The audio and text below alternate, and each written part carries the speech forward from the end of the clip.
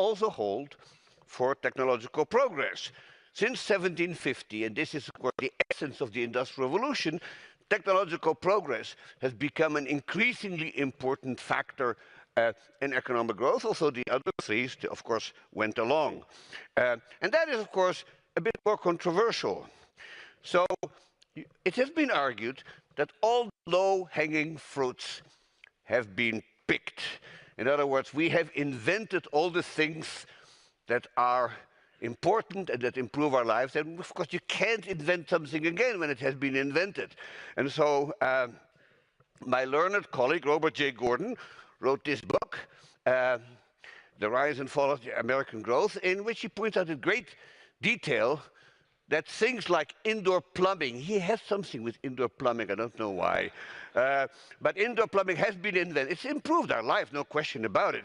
And it's already been invented, so we can't invent it again. And so in this, it's been invented, so we can't invent it again. And so in this last chapter of his book, he basically thinks that this is going to run into diminishing returns, much like the other forms of economic growth. And so the economy, he says, is going to run into headwinds. And he mentions various things like demographic problems and fiscal issues, and we all know and love. And there's some research that does point in the direction that he's right. So here is a very well-known paper by 4 authors, one of whom is Chad Jones, who's right here, and arguing that ideas are getting harder to find. I'm going to get deeper into the paper. It's an excellent paper. I tend to disagree, but respectfully, shall we say. But here's another form of thing. This is what's known as Eroom's law. Now, don't go into your ChatGPT and ask who Eroom was, because Eroom is just more spelled backward. And the argument basically is that the amount of money that it takes to develop a new drug keeps going up, or the number of new drugs per $1 billion spent is going down. So here is a counter paper. This is a paper by my friend Philippe Paguion, who's sitting right here, and whom you'll hear from in a minute. And they basically argue, no, this is wrong, because, as they point out, which you have to take into account the fact that technological change happens not just at the level of a particular firm, but old, tired firms are leaving the industry, new, fresh, ambitious firms are getting in, and so voila, technological change will keep going on. And the question really is this lower-hanging fruits metaphor really good? I mean, I must say that term is actually not used by Bob Gordon, it's used by Tyler Cowen, but it is being kind of the metaphor that people feel is appropriate. And my counter-argument to that is that the growing scientific base of technology actually creates ladders, and the ladders become taller and taller, so that what was once high-hanging fruits are now easier and easier to reach. And what's more, the best fruits may be at the top of the tree, and the tree is still growing. So that metaphor has now been beaten to death, and I'm going to abandon it from now on. But you can sort of see that once you look, you use that metaphor, you're going to worry about this. So what is my bottom line on the future of technological progress and innovation? It's very simple, and it's a very American kind of expression. You ain't seen nothing yet, and the best is still to come. That is my message. Now, can I be wrong? Now, of course I can be wrong. I mean, we all know that historians should not predict the future. But what I'm going to argue with you here today is that if we can understand a little bit about the technologically creative forces in the past, and if, and that's a big if the patterns of the past hold up, we will see that these conditions hold with even greater force today. The basic idea is very simple. I'll just sketch it out. This is something I wrote 20 years ago. But essentially what you do is you partition the huge set of all ideas, I know that's a weird thing to think about, but economists do this kind of thing, into 2 subsets. One of these what I call propositional knowledge, and essentially it's knowledge of what, as opposed to prescriptive knowledge, which is essentially techniques. So these are like recipe, how to, make a ton of steel, or how to bake a cake, or how to build a nuclear reactor. It can be quite complicated, of course, but that's still what it works like. And basically, I'm borrowing here from another great economic historian, Nathan Rosenberg, pointing out that science, of course, drives technology, as we all understand, but that technology feeds back into science. And so the dynamics of innovation really should be described as some kind of positive feedback loop between propositional knowledge and prescriptive knowledge. And as we know, positive feedback loops under certain conditions can actually diverge and keep growing and growing and growing with no end in sight unless you impose some kind of ceiling. And so here is one empirical regularity that I think history demonstrates over and over again. And that is that new scientific tools and instruments, which is basically technology, right, often drives waves of scientific advances. And that science advances because it has new tools and instruments with which it can do research. So here are a few examples that I love to drive this home, but I could produce as many as you want. Here are some of the instruments of the 17th century scientific revolution. And you will all recognize this is Galileo's telescope. It's not the original. The original is lost. This is a copy. And this is Robert Hooke's microscope, which is the first tools to look at very closely at very small human beings. Here's another thing. This is a man called Evangelista Torricelli, who first discovered the existence of atmospheric pressure in 1643.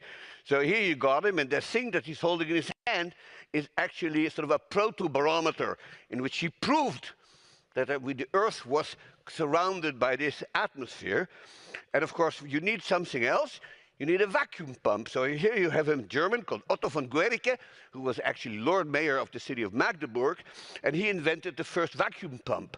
Once you have the understanding of a vacuum and you know how to create it, and you understand the atmosphere, of course, the next thing is what it leads to. This here is Denis Papin's first model of a steam engine. It didn't actually do anything. It was just a demonstration of how it worked. But a few years after this thing, the first steam engine is erected in 1712 in a place called Dudley Castle in England. And every economic historian, of course, tells this in their introduction to economic history.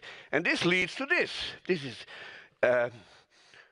And this is, of course, an extremely sophisticated coreless beam steam engine. This is built in the middle of the 19th century, and by that time, it's clear that steam power has really reached a level that it has nobody ever imagined before. Here's something that's a little bit less well known, but perhaps equally important, and that's the improvement in microscope technology. So it was done in the 20s and 30s of the 19th century by a man called Joseph Jackson Lister. The name is familiar. His son, Joseph Lister, was a very famous doctor and bacteriologist, but actually it was his dad who prepared things. So this is what he essentially built, is something called the achromatic microscope objective. And the problem he solved was that the early microscopes, also you could see things much better, was still distorting and caused by something called spherical aberration, which caused blurry images. So here you got Lister with his new microscope, and there you have the microscope. So that was, it's not a well-known invention, but it's actually critical because, of course, that innovation made it possible to clearly see cells and bacteria and find tissue structures, which are, of course, crucial for medical research. And the net result is what I still believe was the greatest welfare-enhancing discovery in history until then, and that's the germ theory of disease, which would not have been possible without the improvement in the microscope. So you can sort of see how new tools and better tools lead to major scientific breakthroughs. Now, of course, that feedback loop holds a fortiori for the 20th century, and here is maybe the most prominent one, and that is X-ray crystallography. So X-ray crystallography has led to at least 20 Nobel Prizes. Here are two of them that I probably started. This is a man called Max von Laue, who received the Nobel Prize in 1914. And here you have a man called William Henry Bragg, who won it the year after for his spectrometer. Only case in which a father and son won a Nobel Prize together, as far as I know, in Nobel history. Now, the most famous use of this technological breakthrough you all know, and that is this very famous photograph. And that is, of course, Rosalind Franklin's 1953 use of crystal spectroscopy to help discover the structure of DNA, which also won the Nobel Prize in 1962. Unfortunately, Franklin had died in 1958, so he didn't get it. But this is one of the truly towering discoveries of the 20th century. And so what about today? And of course, the tools we have that are available to us today dwarf anything that we've seen in the past. And here's just a very short list of them. We have far better telescope, and we have microscopes that make, Hooke's thing look like a toy, right? When you have the Betzig and Hell microscopes that actually won a Nobel Prize in 2014. We have, as we all know, high-powered super-fast computers. We have lasers that led to at least 4 Nobel Prizes, most obviously the one in 1964 for, coming up with the basic physics of lasers. And then more recently, perhaps, we have the CRISPR technique, which also led to a Nobel Prize in 2020 to Jennifer Doudna and Emmanuel Charpentier. So clearly, the Nobel Foundation has recognized this implicitly by giving prizes to people who came up with essentially new technologies that led to further scientific discoveries. And of course, then people will think, well, what about AI? And the question is the AI the mother of all general purpose technologies in this particular area? And I'm not going to list all the possibilities that AI provides to science, but whatever else it will do to our society, it is clearly a fabulous research assistant. And here is a very nice description of how AI serves as a research assistant. You can read it yourself. It is the best research assistant ever devised because of all this. This was written by ChatGPT in 20 seconds. And it sort of makes the point. So, of course, AI also received the Nobel Prize last year through John Hopfield and Geoffrey Hinton, as I suppose everybody here knows. So here is a very short list of the various things that AI can do for scientific research. And it's very hard to think of any field of scientific endeavor that will not benefit from AI. So I'm not going to read all this to you because you've all known it. But here is a graph that will perhaps demonstrate this. This is machine learning, and this is the number of articles that are published that use machine learning. And you can sort of see, that this has this sort of famous hockey stick kind of form in which for a long time nothing happens, and then all of a sudden it sort of takes off. So here is the big question. What can go wrong? And one concern that I will talk about today is institutions. And for that, I will go back to my great mentor, Douglas North. And this is a picture of Douglas. You can sort of see here in this picture, he's kind of worried about this. That's, I knew him well, a wonderful man. So maybe we should ask the first question, what kind of institutional environment supports innovation? And I pulled out 4 items from a much longer list that I think matter most, but people may disagree with that.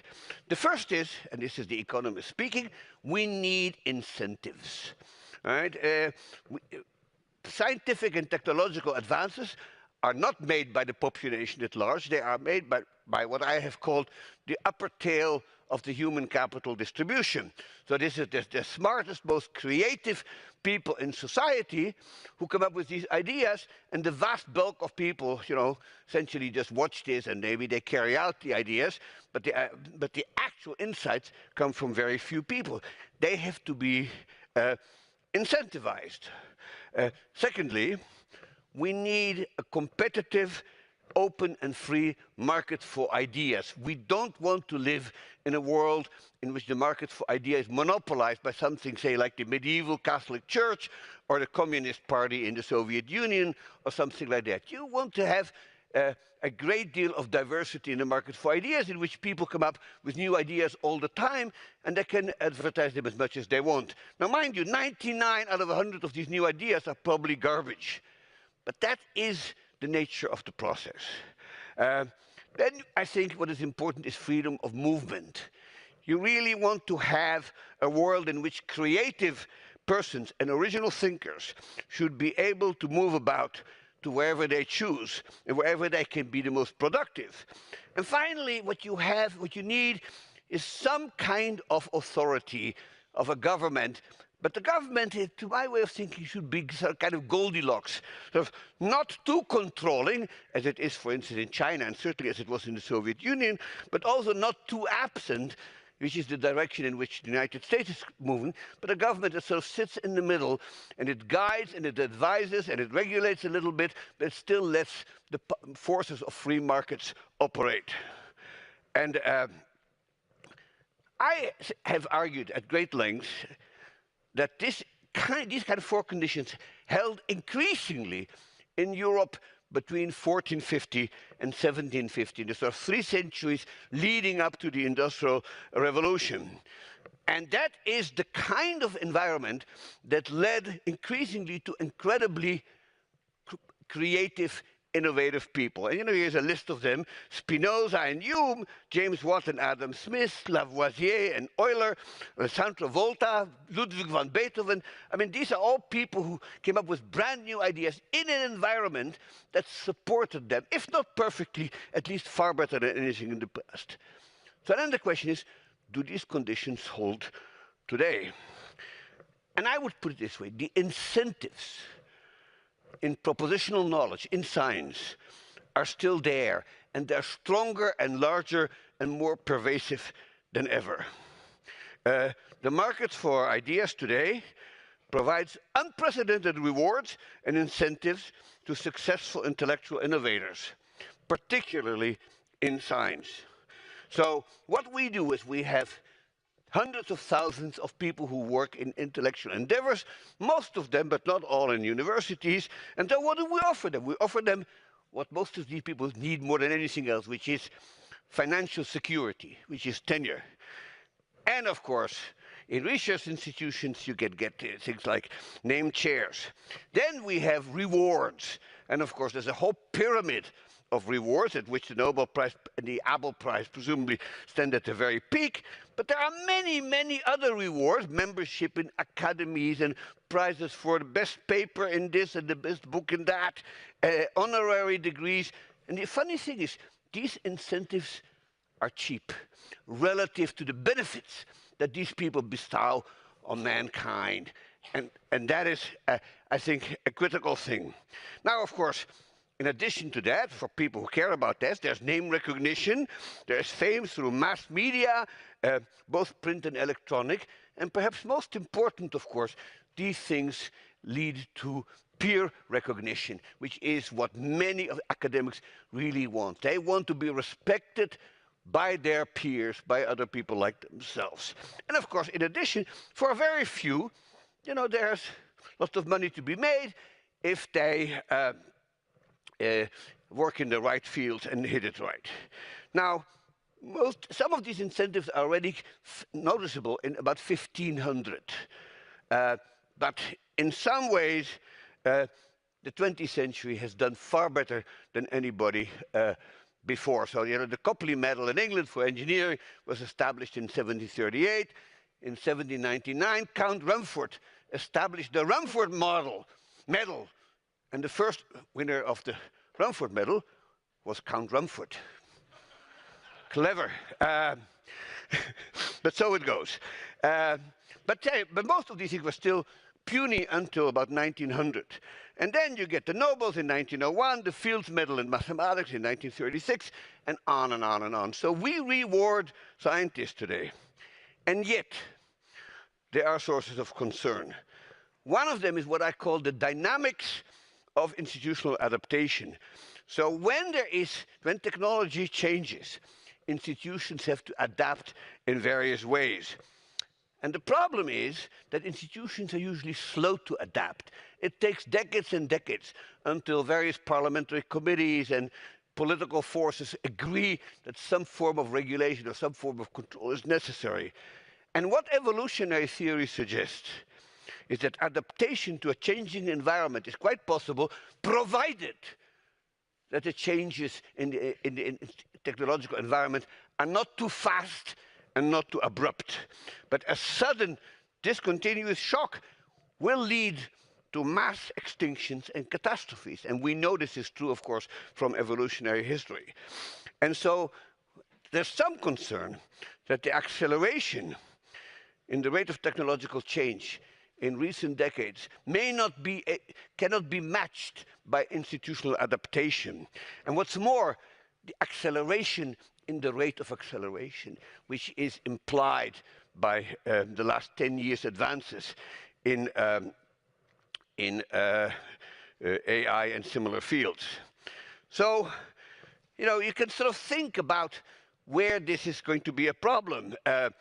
Certain technological inventions have led to political polarizations through social media, for instance. This is something we haven't fully solved, and it's not clear that we will be able to. Now, is the world sufficiently fragmented? So fragmentation has always been, in many ways, a force for the good, in the sense that nations were competing with each other, and therefore nobody could feel left behind. And that, it was true for Europe in the 17th and 18th century, and it's still true for the world. The problem, I think, is that fragmentation is also correlated with nationalism, and that the likelihood of war is, of course, higher the more fragmented the polity is. And so here is an interesting factoid. Between 1500 and 2000 in Europe, there were only 60 to 70 years out of 500 in which there wasn't one major conflict in Europe. And of course, the fragmented world today still, sad to say, is not at peace. And of course, that is closely associated with economic nationalism, which gives us sanctions, it gives us tariffs, it gives us non-tariff barriers, and various sort of unwarranted support for strategic industries. And those things are costly, they're inefficient, and they slow down progress seriously. And then, of course, there's populism. So, I'm not going to have time here to talk about populism. There are probably people in the room who know a great deal more about it than I do. But as I see it, what populism really is an anti-intellectual, anti-elitist movement. And that's problematic because, as I said earlier, most progress is achieved by people in the very upper tail of the human capital distribution, who are in many ways an intellectual elite. They may be university professors, they may be top scientists, but they are members of an elite. If society turns against those elites, you can see trouble on the horizon. And we have to now, that's particularly associated with autocracies and people like Putin, Orban, and similar. And then, of course, we are being threatened by something which I would call xenophobia. Much progress has been achieved, particularly in the US, by engineers, scientists, people who came from many other countries. And the three winners of the Nobel Prize this year, all of them were born outside the United States and did most of their work in the United States. And that is quite typical. And so there are then failures in the market for ideas. Misinformation, disinformation proliferate. Many of them may lead to sort of crazy ideas that become more and more popular thanks to social media. And there's a serious threat to the mobility of upper tail human capital today due to policies, and not just in the United States, but almost everywhere, that are known as anti-immigration policies, which are a source of great concern. So, in conclusion then, I don't think there is place for unbridled optimism the way I felt about, say, 2 decades ago. I read the papers too. and the future of Western industrialized countries is, I think, placed in the balance. And as Sigmund Freud said in one of the most masterly understatements of the 20th century, in his end of his Future of an Illusion, he said, while mankind has made continual advances in its control over nature and may be expected to make still greater ones, it is not possible to establish with certainty that a similar advance has been made in the management of human affairs. No kidding, Ziggy. And the IMF has, warned us against all these geopolitical risks. And so, if we were to return to Bob Gordon's headwinds, the most serious headwind that I'm scared of, ladies and gentlemen, is not the national debt. It is not the aging of the population, as Gordon contends. It's this. Against stupidity, the gods themselves contend in vain. Friedrich Schiller. Thank you very much.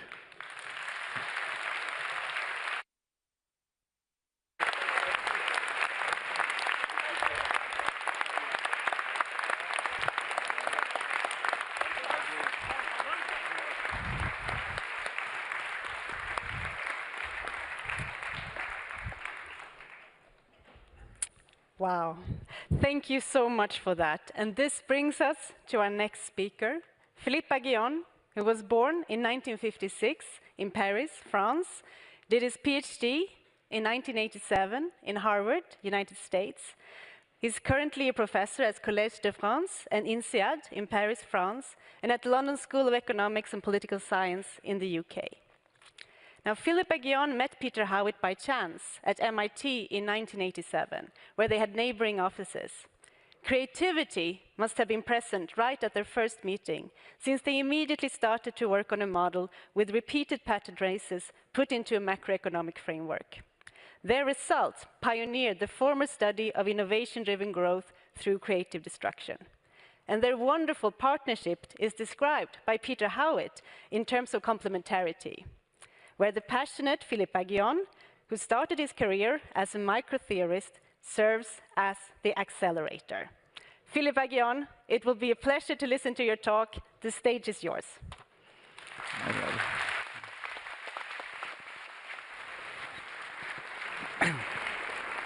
Thank you so much.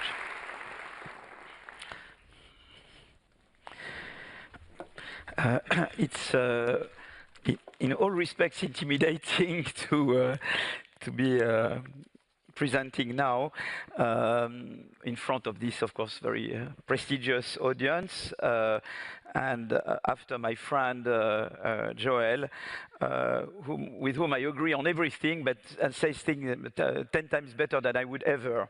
So that so it's in all respects a big challenge. I would like to thank the Nobel Committee. It's been a blessing to be awarded this prize. And when I learned that I was sharing with Peter and with Joel, it was heaven to the square, because I could not imagine sharing it with people I'm more attached to, and it was very fantastic that I share this prize with them. It was like awarding me twice. The other thing I want to say is that I would like to extend my thanks not only to the Nobel Committee, but to all my students and co-authors, and several of them are there, and several of my students became my co-author, are now renowned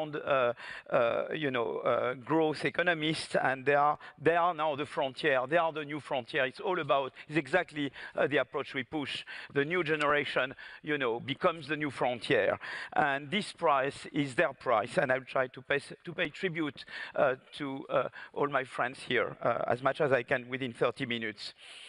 I just wanted to say something about so how this started. Schumpeter, in my students here was a curiosity. I mean, in an IO class with Richard Caves, you would hear about Schumpeter en passant, quoi.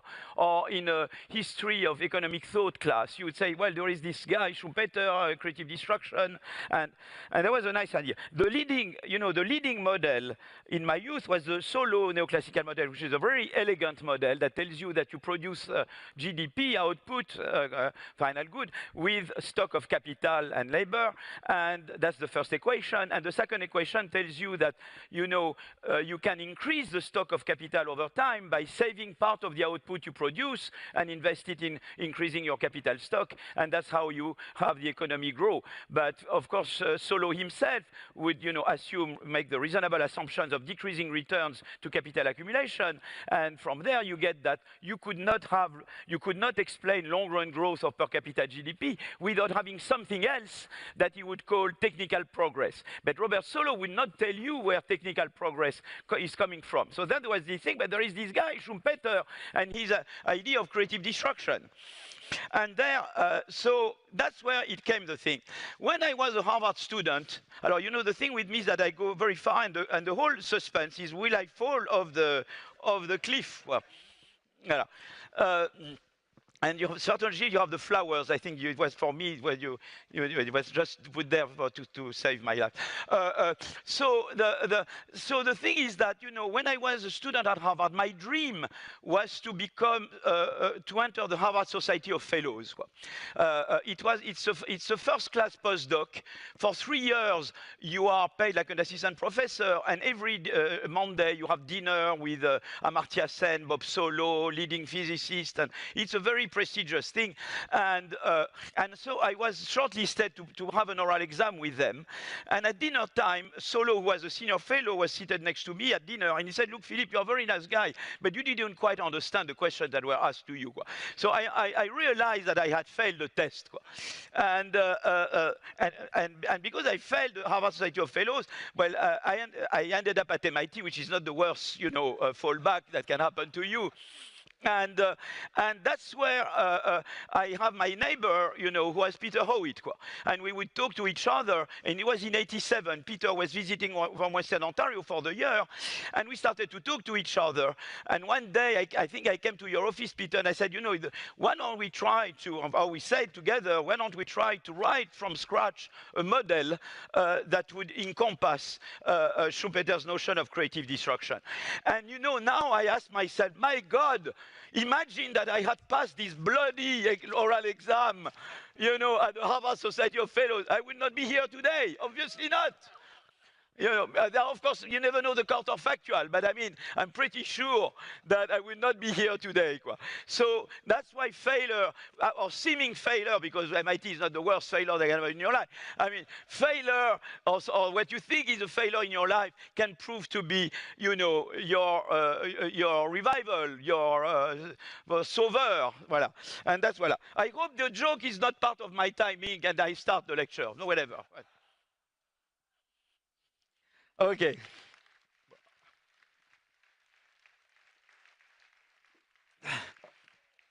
Okay.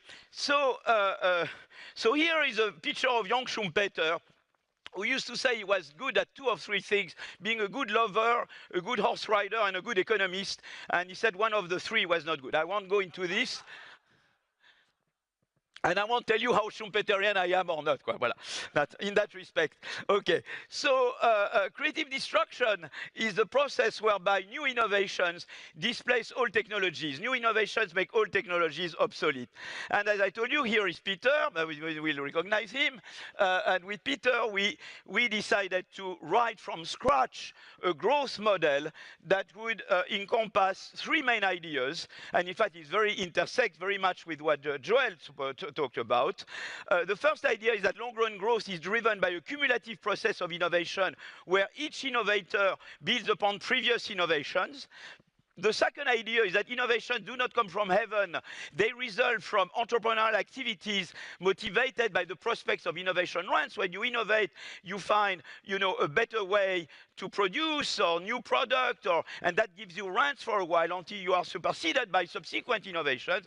And the third idea is creative destruction. New innovation displace old technologies, make them obsolete. And of course, what's interesting with this paradigm is that at the heart of the paradigm, there is a contradiction. On the one hand, you need monopoly rents, innovation rents, to motivate innovation activity. But on the other hand, yesterday's innovators are tempted to use their rents to prevent subsequent innovation because they don't want themselves to be subject to creative destruction. And regulating a market economy, it's a lot about how to manage this contradiction. And we will talk about secular stagnation, we will talk about middle income trap, whatever we talk about, you come across this contradiction that you have to manage. Okay, so that's the thing. You see, it's a lot, about all the time you have new talents, you have to let them grow, but of course you have to make sure that once they've grown, they will not prevent subsequent talents from coming and growing. And how you make that happen? Okay. So I will just argue it since we were awarded for a model. I should show at least a few equations, because otherwise you feel I'm a complete crook. So really, in a nutshell, the Aguirre-Witt model goes, oops, no, that's not good. That's right. In a nutshell, what you have is that you have a finite good, which is produced with capital Y, produced with some intermediate input, which is small y, okay? And A that you have here is the quality of that means the productivity of the intermediate input currently used in the production of the final output, okay? The intermediate input itself, the small y, is produced with labor, and for simplicity, let's assume it's 1 for 1. 1 unit of labor gives 1 unit of intermediate inputs, therefore small y would denote both the amount of intermediate input, but also the amount of labor used in manufacturing the intermediate input. But labor has another, growth in this model comes from quality improving innovations. You see, if the previous state of the art intermediate input was of quality A, after a new innovation, you produce a new intermediate input of quality gamma A, where gamma is greater than 1. And gamma is the size of the innovation. And that's why the new is better than the old. And that's why the new displaces the old. That's the cube, of the beautiful poster that we saw. Okay? So now, finally, I told you that you produce with labor intermediate input, but there is another use to labor, is to produce innovation. We assume a Poisson process, that's a bit like technical, but I will just say, if you use Z units of labor currently in R&D, then a new innovation will arrive during the current unit of time at rate lambda Z, where lambda is the productivity of research. So you have two uses of labor, to produce small y, 1 for 1, and to produce innovation, okay? So now the model revolves around two equations, because we said Solow had two equations. We need two equations. If we have three, we fail, okay? So if you want to pass the parsimony test, two equations. The first equation is a labor market clearing equation, stating that labor supply is fully absorbed between manufacturing labor small y and research labor small z. That's the labor market clearing. There is no unemployment here. Second equation, it's an arbitrage, it's a research arbitrage equation stating that in equilibrium, individuals are indifferent between either producing manufacturing and getting a wage, or working in R&D to produce a new innovation. And together, these two equations lead you to miraculously an equilibrium amount of R&D that will depend on all the parameters of the model. The productivity of research, the higher the productivity of research, the more R&D you will have in equilibrium. The higher the size of innovation, the higher the R&D in equilibrium. And once you have the Z, the growth rate is simply lambda Z, that's the frequency, times the log of the size. And the day we got this, I told Peter, we have it. Didn't I this day? It looks very stupid, but I said, Peter, we are on to something. My God, this is a beauty. We decompose the solo residual. We have what was there. So I'm always being very excited, and Peter has always been moderating me. I think I was jumping around. People were complaining at MIT because I was too French and too loud. Yeah. Okay, so that was, I think this has been, I think, the most exciting day in my life. Voilà, the Landasi log of gamma. I said, whoa, God. Bon, okay. So what this tells you is that growth is positively correlated first with the turnover rate and with the quality of innovation gamma. And that tells you about US versus Europe. US has a higher rate of innovation than Europe, but you could also say that US has a higher rate of turnover. There is more job creation, job destruction in the US than in Europe. There is more firm creation and firm destruction in the US than Europe. That means that there is a higher Landasi in US than in Europe. But in addition, US, they do breakthrough innovation, higher gamma. In Europe, we are incremental mid-tech. They are breakthrough high-tech. They have a higher gamma, and that's why US is growing faster than Europe. And the model directly speaks to that. Voilà. Okay, so let me entertain two main extensions of the model. Well, I'm here. So just let's some water. So the first extension is that what I call the step-by-step innovation.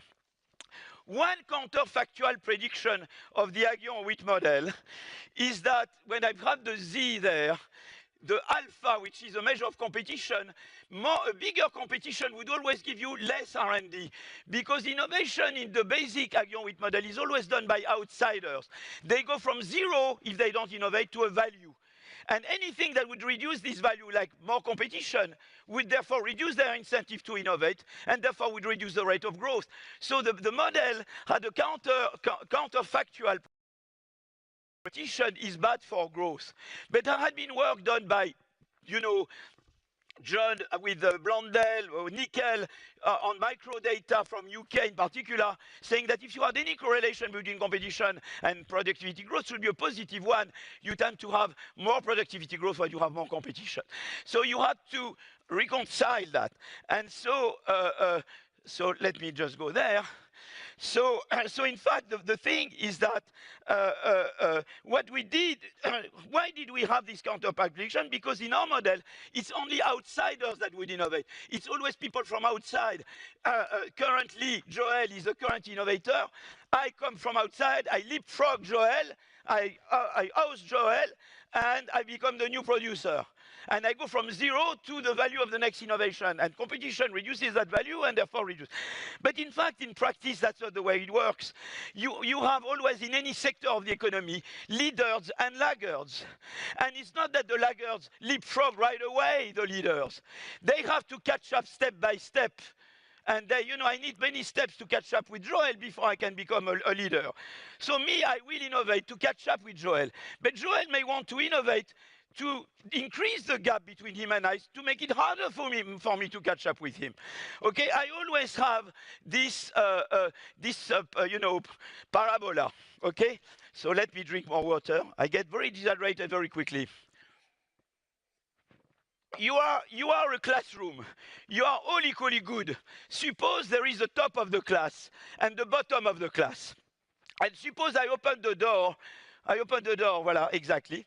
And I let a very good element into the room. What will happen?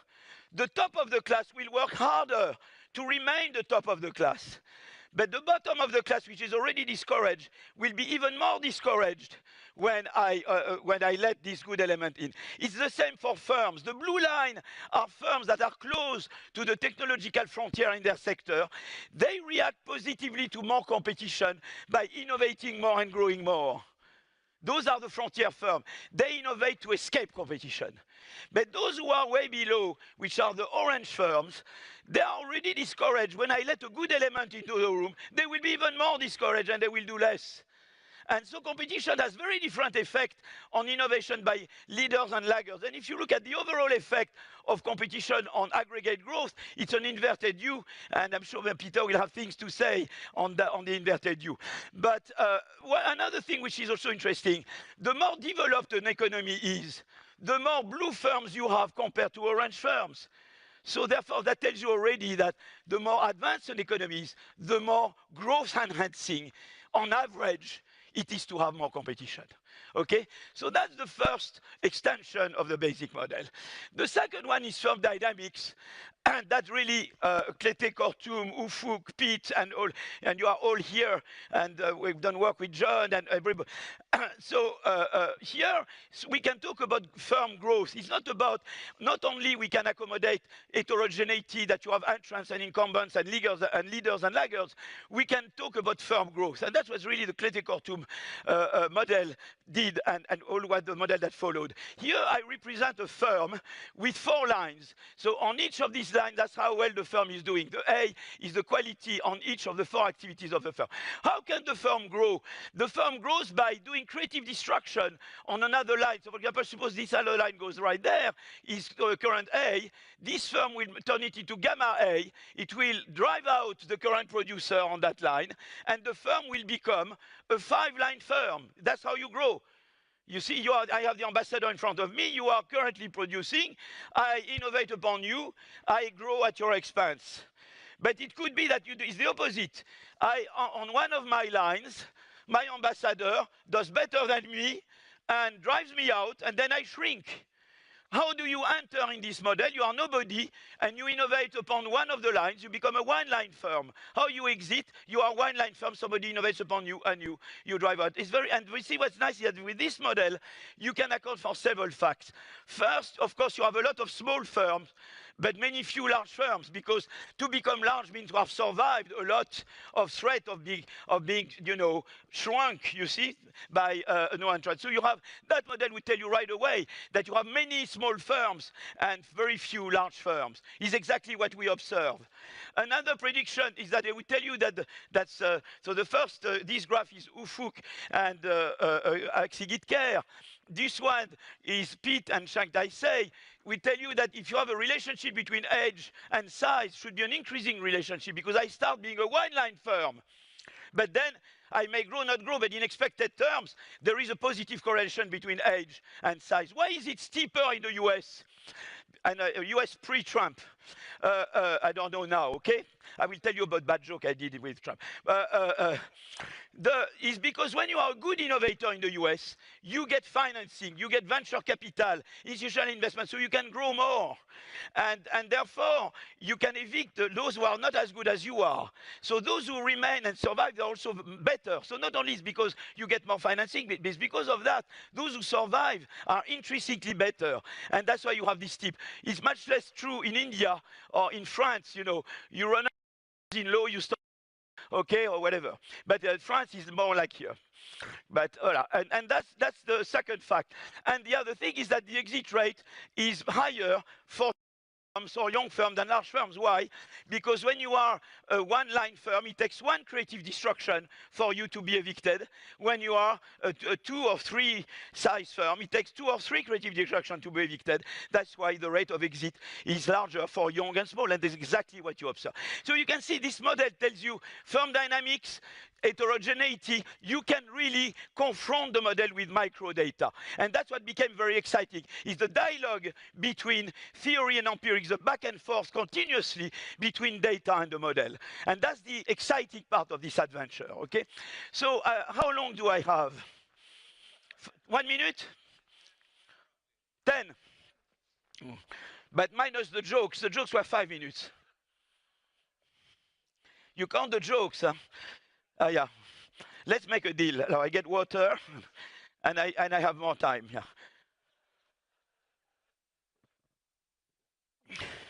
Okay. So I would like now, what I would like to do, Oh, I think I have the wrong pointer. That doesn't help. What I would like to do now is to say, well, using the lens of this paradigm, we can do various things. In particular, we can try to elucidate historical enigma. And already one big enigma is the industrial takeoff. So I won't do, what has been so fantastically done by Joel in his lecture. I will, and the other thing you can do is to rethink capitalism. Okay, nothing less. So there are two enigmas I would like to talk about. One is secular stagnation, okay? And you see, so there are various papers that use a version of the Schumpeterian model, and those are the two papers I want to mention. So I will start by the joint work with Antonin Bergeau, Timo Boppard, Pete Clino, and Yui Lee, and then I'll talk about Ufuk, Aksigit, and Sina Ates. So what you can see here is that if you look at the average yearly TFP growth rate in the US, it has soared up between 95 to 2005. And then it went down a lot. Okay, that's maybe part of the secular stagnation, enigma. But what's interesting is that at the time where growth soared up, you had a big increase, an acceleration in increase in concentration. That's the work that John, who is here, has done with Autor, Katz, Dorn, and I remember whenever I have a co-author I don't know, the co-author raise their hand. Well, you see at the time of where you had the growth soaring up here, you also had an acceleration in concentration. It's true in services, but also in other sectors. And you can see that also in markups. You can see the average markup in the economy, in the US economy going up, but not so much because within firms it went up. The blue curve is not upward sloping. It's the black curve. It's a effect. Those superstar firms, Google, Microsoft, Amazon, those firms were high markup firms. And through merger and acquisition and all kind of things, they became tentacular. And those were the high markup firms. And that's why the average markup went up. It's a composition effect, okay? And in fact, you see, what's interesting is that those are these large firms that had the increase in establishment, the rising establishments. Instead of being the small firm that increased most the number of establishments, it was these large firms that expanded the most. And that's why the red curve shows is the firm with more than 10,000 employees that expanded more than the other firms. Okay? The problem with that is that it ended up discouraging new entry. You see what I mean? And that's the Schumpeterian conundrum. You had these large superstar firms. They harnessed the power of IT. Okay, they knew how to use IT better than others. They grew large. They initially pushed the growth process. But eventually, by becoming so tentacular, so pervasive, they ended up discouraging new entry. And that's why, because competition policy, and we go back exactly to what Joel was saying, is that the institutions here, in that case, competition policy, did not adapt to IT. We should have had a much more dynamic competition policy. That's what our friend Richard Gilbert from Berkeley and others argue. Okay, that's the problem we had.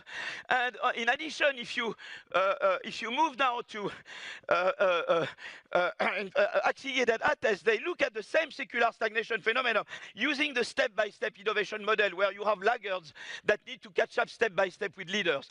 And what Ufuk argues with Sina is that, in fact, the leaders, by not sharing data or by doing other kind of things, they made it harder for followers to catch up with them. And therefore, they increased the gap between them and the followers, you see?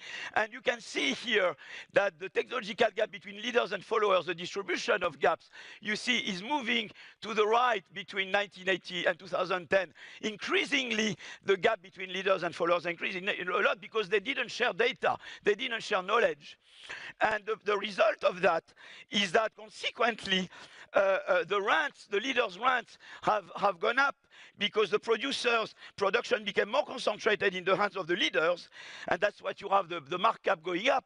And at the same time, entry of new firms or laggards innovation was discouraged, and that's why you have less entry. And you can see how the Schumpeterian framework and its extension can really tell you something about creative destruction and about the fact that you need the appropriate institutions to harness the power of technology. Okay, how long do I have? I'm almost done, almost done. 5? Oh my God, yeah, I want to talk about middle income trap. Some people say I'm anti-MIT and middle income trap is MIT, but not at all. I owe a lot to MIT. So we want to talk about the fact that some countries start growing and then they stop growing at some moment. So for example, if you look at the Soviet Union, that's Ufuk's graph, you see that Soviet Union is growing a lot, and at some moment they stop growing. And that's why they get the middle income trap. You see? And so that's very much based on work I did with Fabrizio Zilibotti and Arun Acemoglu. We say, well, you have two ways to generate productivity growth.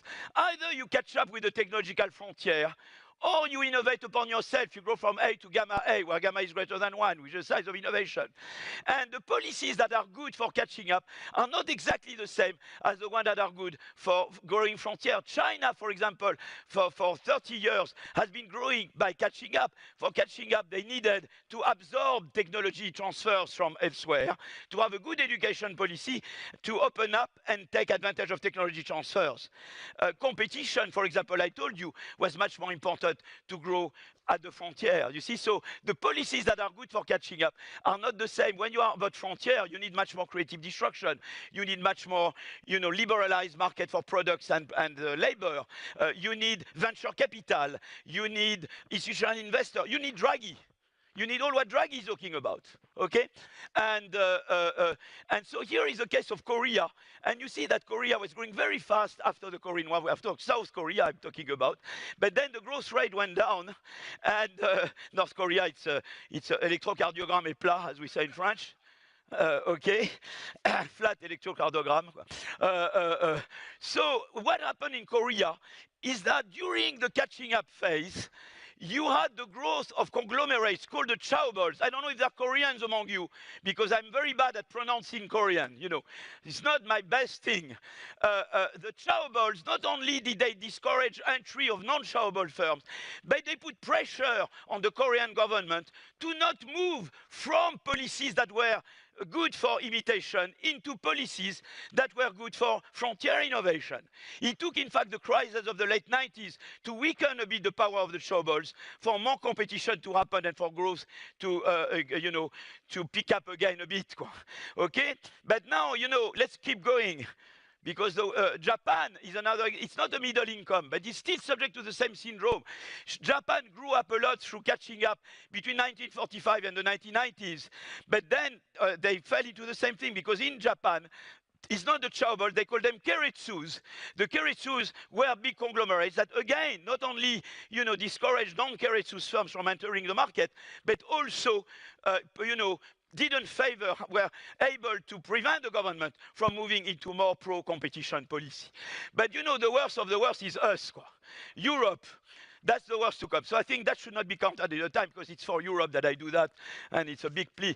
I represent here Europe, EU area per capita GDP compared to US per capita GDP. And you see, of course, we had a big fall with the war, because in particular, a lot of capital was destroyed, okay?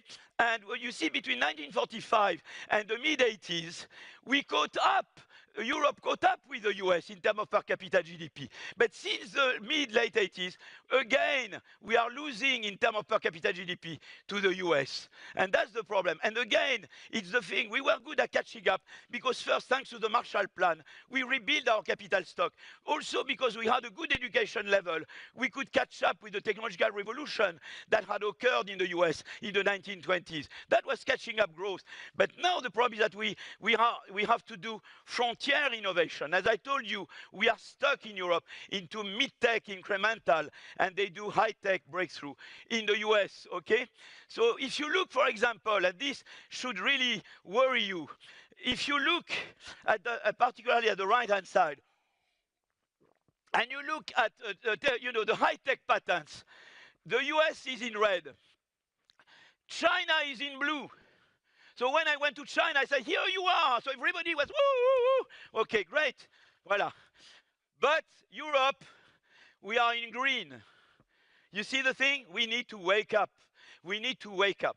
And we need the Draghi. What Draghi says, we need a truly single market, for goods and services. We need to have, a proper financial ecosystem of innovation with venture capital and institutional investors. In that respect, Sweden is ahead of everybody with respect to, because a fraction of your tax, as far as I know, is used to feed pension funds. That's what's in the Draghi report. Tell me if I am wrong there.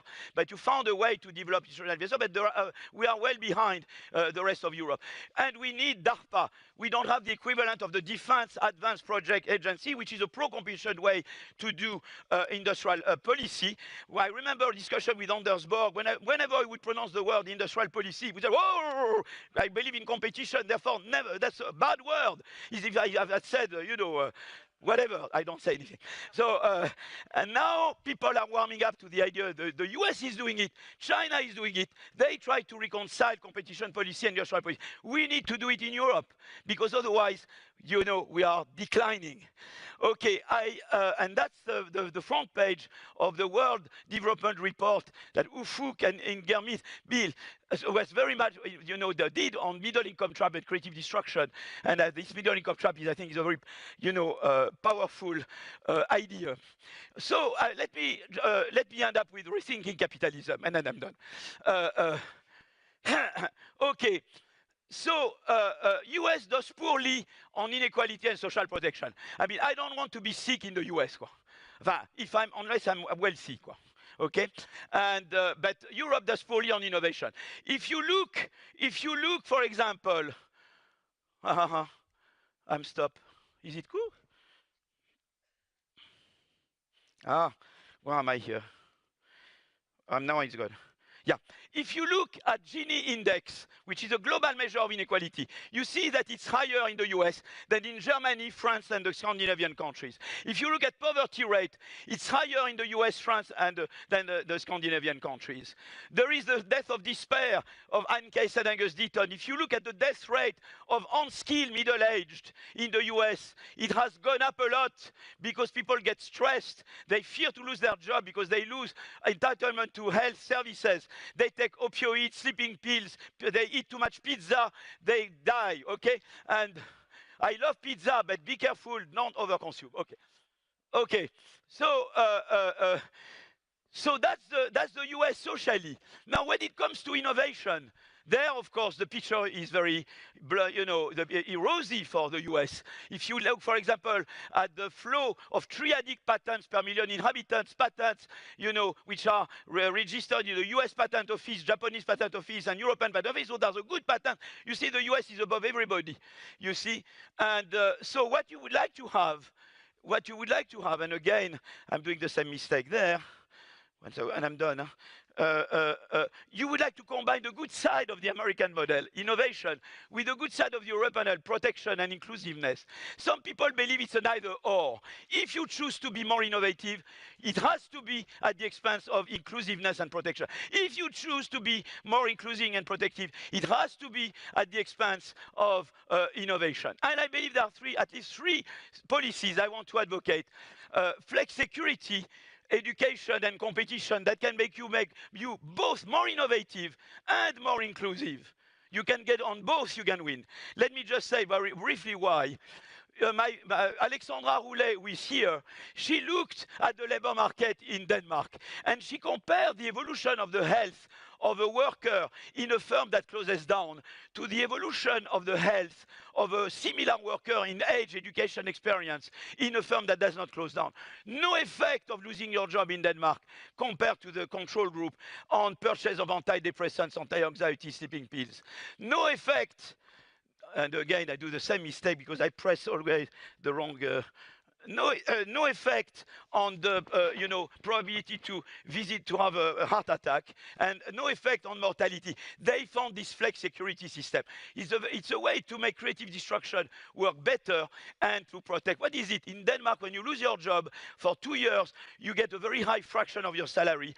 The state retrains you and helps you find a new job. I believe in this system. I think we should all emulate. I think Sweden, you're maybe close to it. France, we are very far from it. And I advocate flex security. security, particularly with AI. There will be job creation and job destruction.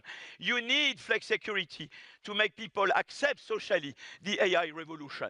So that makes you, it will boost the innovativeness because it will make creative destruction work better, and it will also not be at the expense of protection. The second thing is education. Here I'm looking at the probability of inventing as a function of the parental income.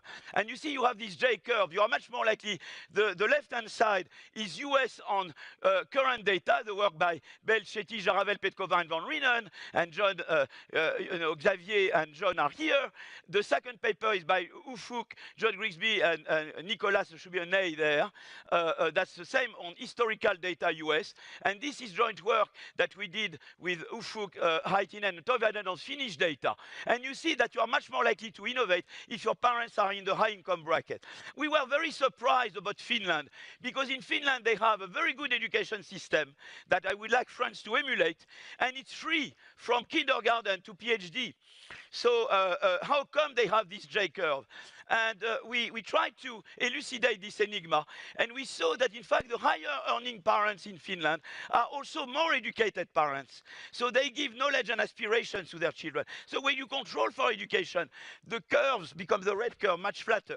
But still, it doesn't completely solve the enigma, because if the school is so good, why should parents make such a difference? But in fact, the reform in Finland, they had a big reform in 1970. It's in 1970 that they made the school system comprehensive. The big problem is the lost Marie Curie, as Xavier calls it, or the lost Einsteins. We have many smart kids born to poor families. The parents cannot give them the knowledge and aspirations to become inventors. And if you improve the schooling system, you will make more innovators and more inclusiveness. And that's what they did in Finland. You can see that we compare here the probability of inventing of a child in Finland that goes to school after the reform of 1970 versus those who went to school before.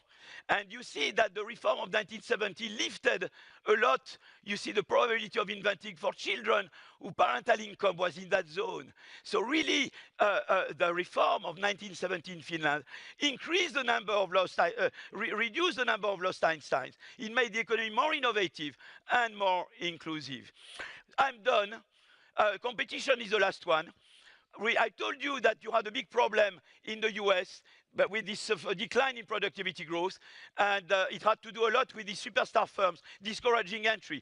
If you reform competition policy in the US, you make it harder to do merger and acquisition. You look at the effect it would have on future innovation, future entry, and you force sharing data, you reform competition policy, you will have more innovation because new entrants will be able to come and innovate, but also we know that entrant innovation is good for social mobility. That's work we've done with Blondel, Axigit, Bergeau, and Hemus, and Ufuk and David are here. And we showed that there is clearly, why is it that more entry in entrant innovation? Because creative destruction is a source of social mobility. Creative destruction is about the new replacing the old. It's a fantastic source of mobility. If you liberate, if you reform competition policy, you will make your economy more innovative because more new talents can come in and innovate, but also entrant innovation boosts, through creative destruction, social mobility. And so at the end, creative destruction can deliver sustained and inclusive growth and prosperity, provided appropriate policies are put in place. AI has considerable growth and employment creation potential, but again, appropriate policies and institutions need to be put in place. Thank you very much.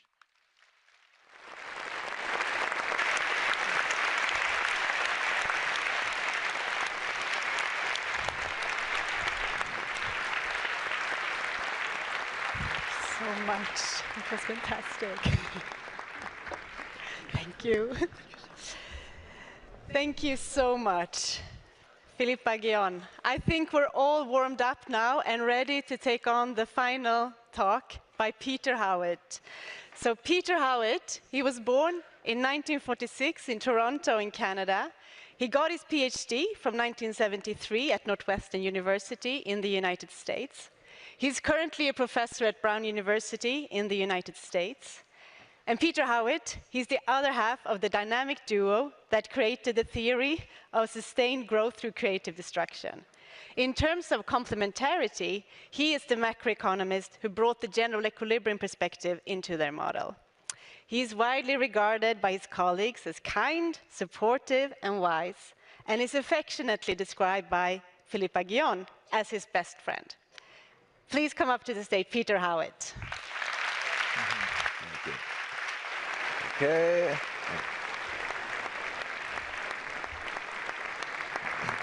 Great, thank you.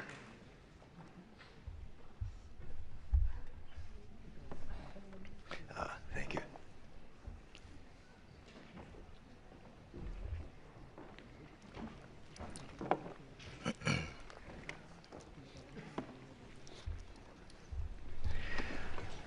Well, thank you very much.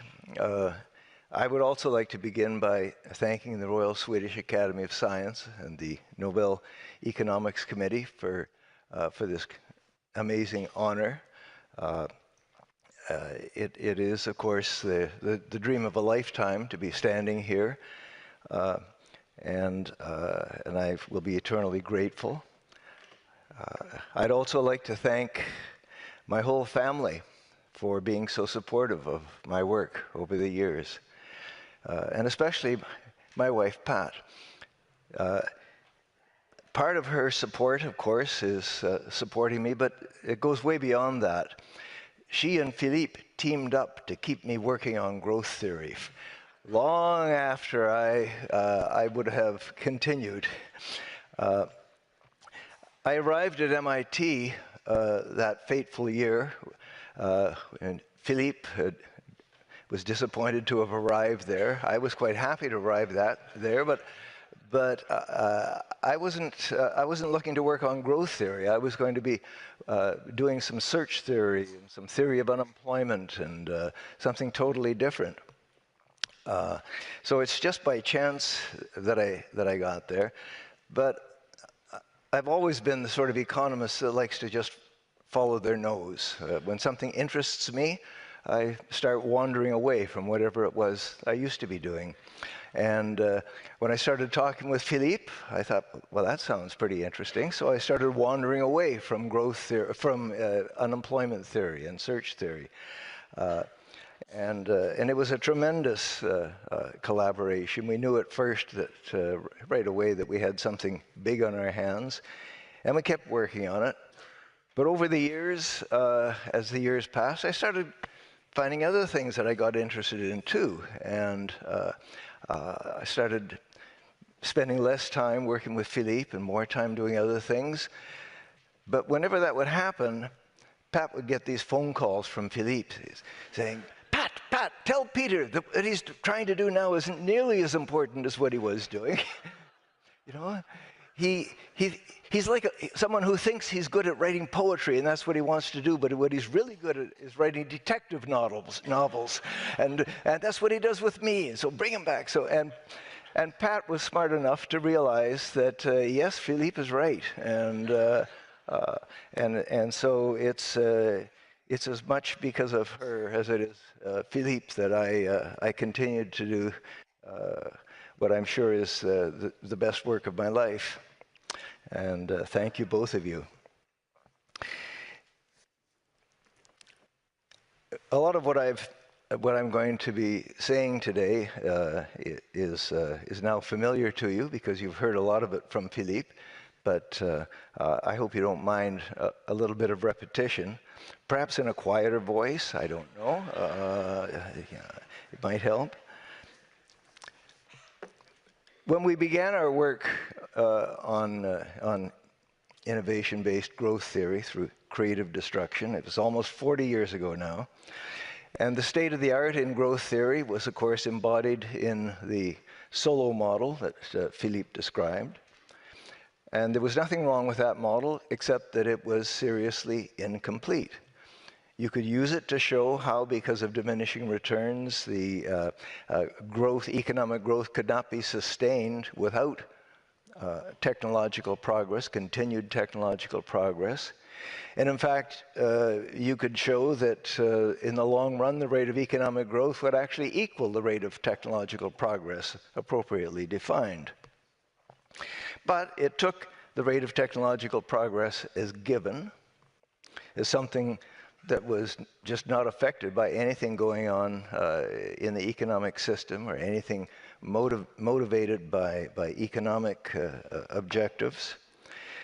And moreover, it was assumed that the technological progress sort of fell like manna from heaven on everyone below and benefited everyone more or less equally. All wages would go up at the same rate as a result of technological progress, and all businesses would become more productive at that rate.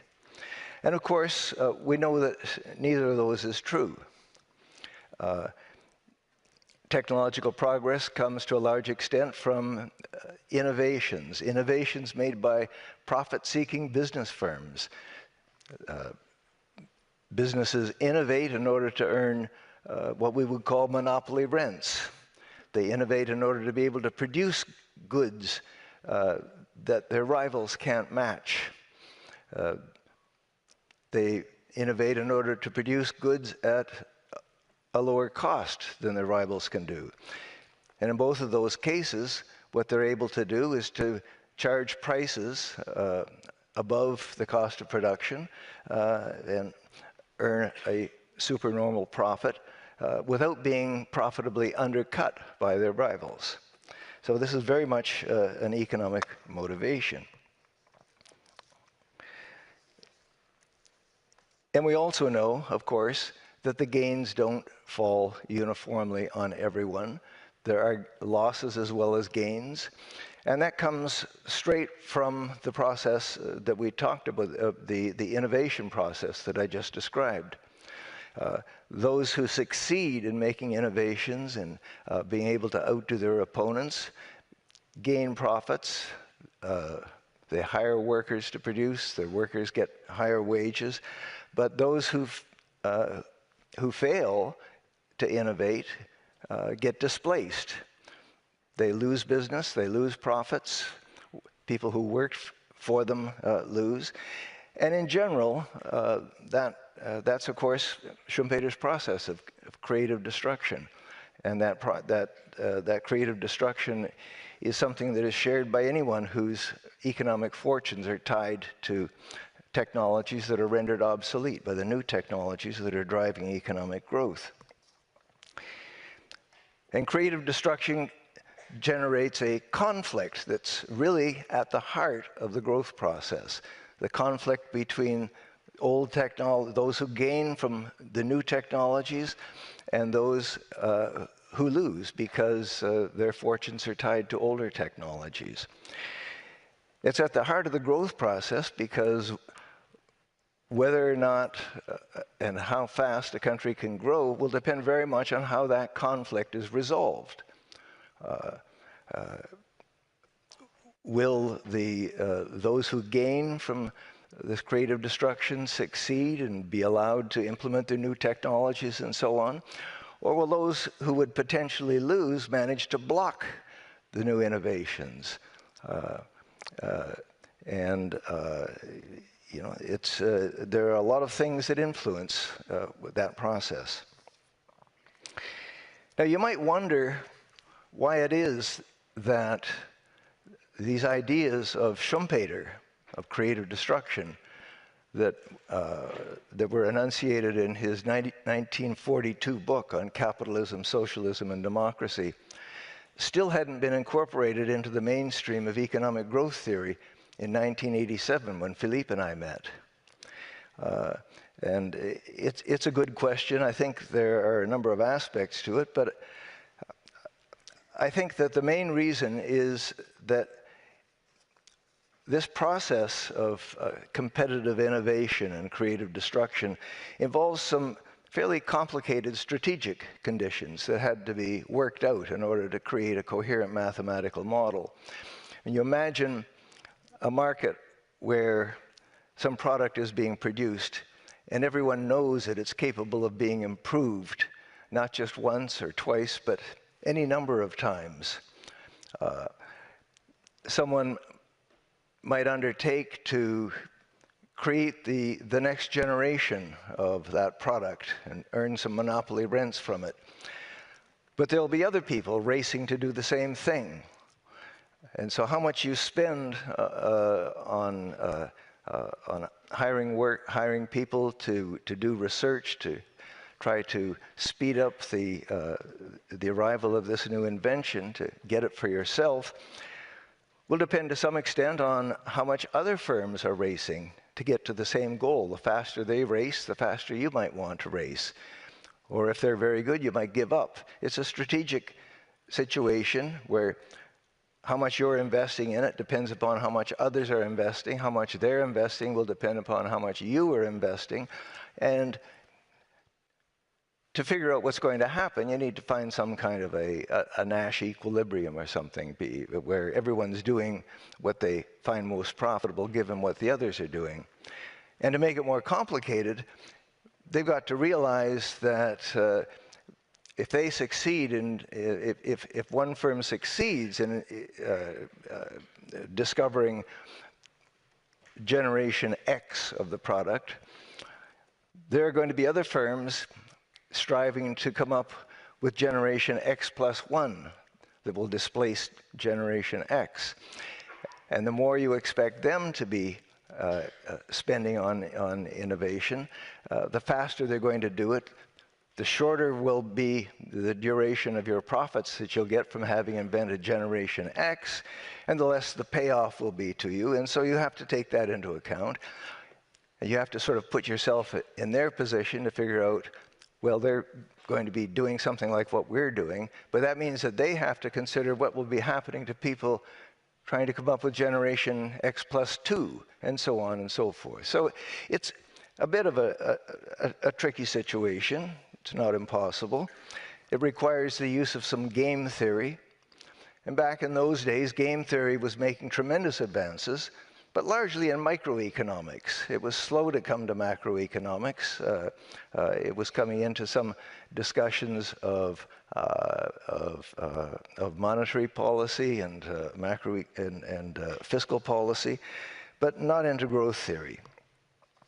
Well, fortunately, where we met at MIT was also the home then to Jean Tirole, who was a master at using game theory in industrial organization theory. And he was at the time just putting the finishing touches on his magnificent book called The Theory of Industrial Organization, which had a whole chapter devoted to patent races, the sort of thing that we were talking about, but trying to put it into a macroeconomic model, which was a somewhat more difficult thing because there are just so many more moving parts in a general equilibrium system than in the system of an individual market.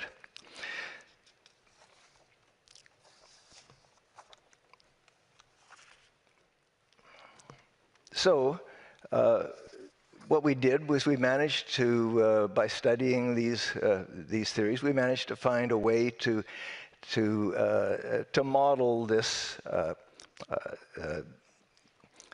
this process of this, how this strategic situation would work out, and we managed to put it together into a macroeconomic model, a model that could then be used to go out to look at real-world data to see how big is this effect that affects economic growth, how big is that effect, what are the other things that could affect the incentive to innovate and so on, and would affect the rate of economic growth. So I'll just show you a little bit of what that model looks like. Philippe has already gone over it with you, but this is just my own little version of it, if I can actually come up with it. No, I guess not. Oh, I have the wrong clicker. All right, okay. There we are. There are two key variables here. One of them is the frequency of innovations. Actually, my notation, we didn't coordinate enough here. My notation's a little different than Philippe's. This is the overall frequency of innovations in the whole economy. And this is something that in our model is the result of firms trying to maximize their expected values, taking into account the strategic situation that I've just described, knowing that in order to innovate faster, they would have to hire more research workers. Those research workers had to be paid a wage that depended upon what they could also get in manufacturing industries. The model determined what that equilibrium wage was. It determined what the rate of profit you could expect as long as you had a monopoly would be. And firms would solve this strategic problem and come up with a frequency of innovations for the whole economy. And the other important model was the size of innovations, gamma. And it was, in some versions of our model, just taken as given, and others it was subject to the same sorts of considerations as lambda. And the only equation I'm going to show you is a very simple one here, which is that the rate of economic growth in the long run in this model was just the product of lambda, the frequency of innovations, and the log of gamma, which is a measure of the size of innovations. And there's nothing really surprising about this equation. It's really just saying that, if you like, the faster, if you want to run faster, which is what's on the left-hand side, you've either got to take longer strides or take them more often, and that's what it is.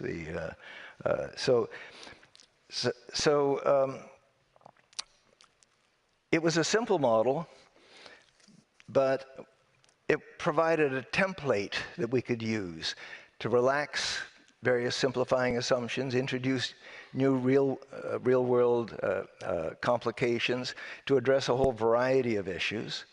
And over the years, we managed to use it to address how economic growth affects and is affected by, in turn, international trade, competition policy, education, the environment, population health, political economy, government fiscal policy, economic inequality, the patent system, and a lot of other things that many of which Philippe has already talked about.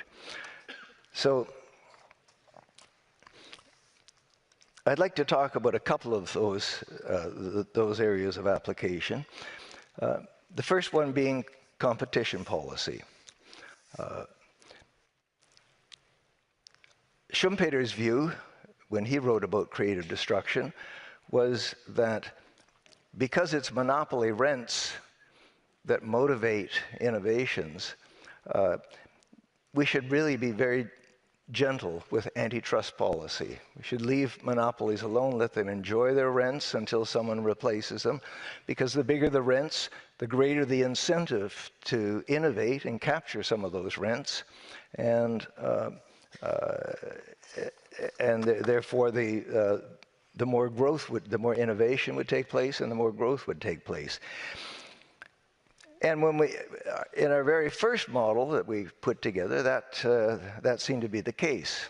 The higher Philippe showed a little parameter up there that measured the extent of that alpha that measured the extent of competition. The higher that was, the faster the growth rate would be. But as we started elaborating on the model, taking into account this step-by-step nature, the fact that the further away a leader in an industry could get technologically above the followers, the harder it would be for those followers to catch up. And the more competitive the situation, the better able a rival who might even be a little bit behind was able to capture some of your profits to compete against you effectively and diminish your profits, the more the incentive would be to try to escape competition by innovating even further, by increasing your lead. And when we modified the model to take that into account, we discovered, lo and behold, that when you took a look overall at at how these two countervailing forces worked out, it implied that depending on the other parameters of the model, you would either get a monotonically increasing relationship between the degree of competition and the equilibrium rate of growth, or you'd get this inverted U that Philippe talked about, where if you have very low levels of competition, raising competition would, through this escape competition, give you more growth. But at some point, as you approach such a high amount of competition that there were hardly any monopoly profits left, the Schumpeterian effect would start to come into effect. But as I say, under some circumstances, that Schumpeterian effect never dominated. And and before long, we teamed up with the team from UCL, wrote a paper with Nick Bloom and Richard Blundell and Rachel Griffith, using this marvelous data set that they'd put together with basically every publicly listed firm in the United Kingdom over a period of many years, with a lot of variables in there. And what we discovered there was that indeed, in the UK data, the relationship between, we looked at the degree of competition within each industry, and we found that indeed, looking across industries, at first, as you raised competition, you got more innovation, more patenting activity, more productivity growth from those firms. But eventually, it tailed off. So there was this inverted U-shaped relationship. And they also found that most of the firms in the sample were in industries on the upward sloping part of this relationship. So that overall, for economic growth, it was clear that more competition would stimulate growth. So the reason I like to talk about this particular application of our model is that it just is an illustration of how taking these old ideas of Schumpeter and putting them into a mathematical model that allows you to go to the data and do some econometrics can really teach you something that even a genius like Schumpeter hadn't really fully appreciated, and in fact sort of stood Schumpeter on its head. And so that's one thing that we were able to do.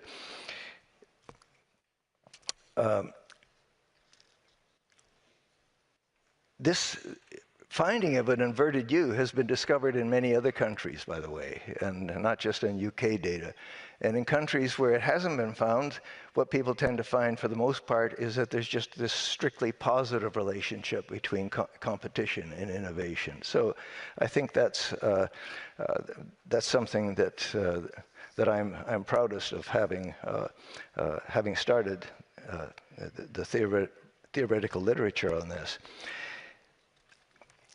It's also true, of course, and Philippe has mentioned some of this, that there's a lot of evidence that that when you allow monopoly power to grow unchecked, that firms that have this power use it not just to continue innovating, but to try to suppress innovations by people that might make them the victims of creative destruction. There's evidence that firms have, in the industries that have become increasingly dominated in recent years by these superstar firms that have lots of funds at their disposal, that they have used such techniques as creating patent thickets, buying up patents from everywhere, so that anybody that tried to challenge them, their leadership, with a new technology would have to have the money to pay for all the legal expenses of defending themselves against suits of patent violation. They've engaged in preemptive mergers.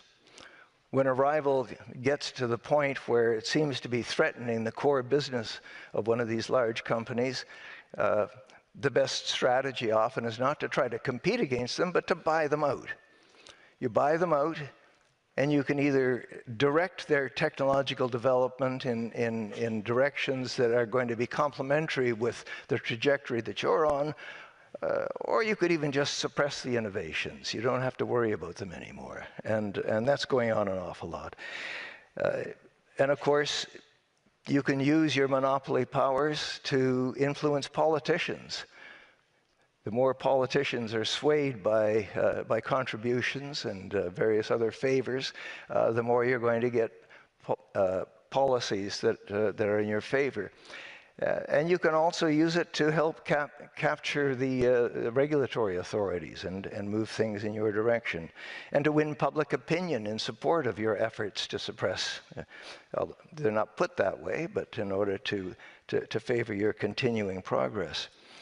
And there is a lot of evidence, and Philippe talked about it quite a bit, that the fairly sluggish growth that's been experienced in many countries for the last 20 years, a lot of it can be attributed to this increase in unchecked monopoly power. So the other area that I'd like to talk about is patent policy. This closely related to that. It's clear that patent policies are important for a lot of innovations. If you can't appropriate the rents, if your invention can be copied immediately by anybody else, there's no profitability from having come up with it. It's also important that patent policies have, in most countries, have full disclosure laws. In order to get a patent for something, you've got to provide a clear and unambiguous description of what it is and make it publicly available, and that allows other people to build on those inventions.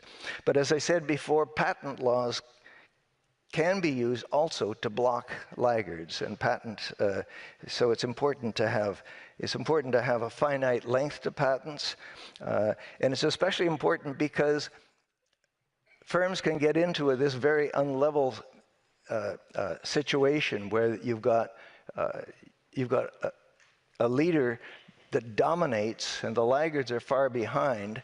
And in that situation, that's where the least incentive is to innovate. The laggards are discouraged from catching up because they're so far behind, and the leaders don't really have to worry about escaping competition. The competition is too far behind.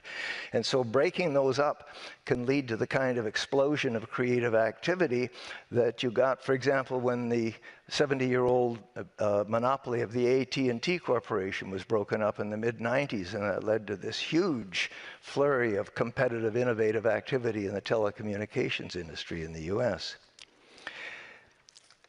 International commerce is another area where I think we've made a lot of had a lot of effect. And basically, what we know about the effect of international trade on innovation and growth is what we know from competition. Opening up to international trade is opening up to competition, and I think that's probably all I'll say about that right now. I just want to say one word about generative artificial intelligence, something that everybody thinks about when they hear about creative destruction nowadays, and they think about the possibility.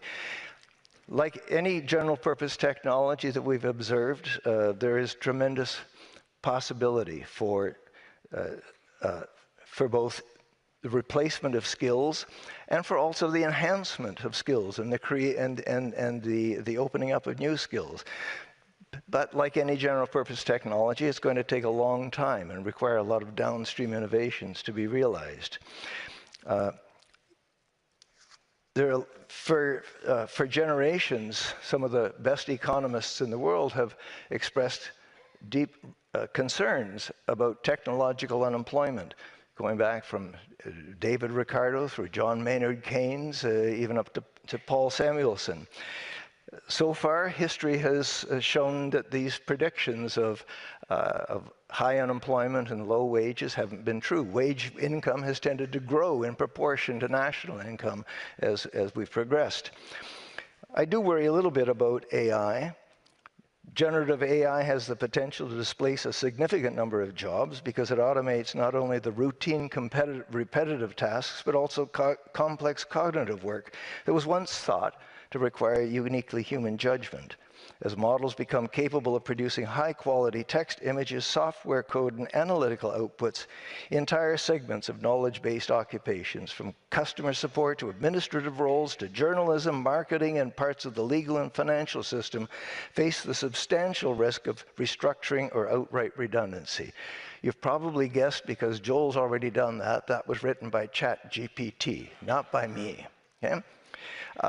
I thought it was, I didn't change a word. I asked it to write a paragraph on the job-destroying potential of generative artificial intelligence. I think it's pretty good for a first draft, written in about 5 seconds by a 3-year-old who's growing up very rapidly into something that, well, we don't know. And so the future is worrisome. We don't have a lot of historical evidence about these really disruptive, revolutionary, general-purpose technologies. People that count the Kondratiev cycles or techno-economic paradigm shifts, different scholars call them different things, will claim that, well, there have been about 5 of them, and this is the 6th one. Well, that's just too small a sample to know what's going on. So we have, you know, I tend to believe that, that the lessons of economic history will persist, even though I know that we're dealing with a very small sample, and we're dealing with something that, that looks unique in many ways, but only time will tell. So far, so good. Thank you.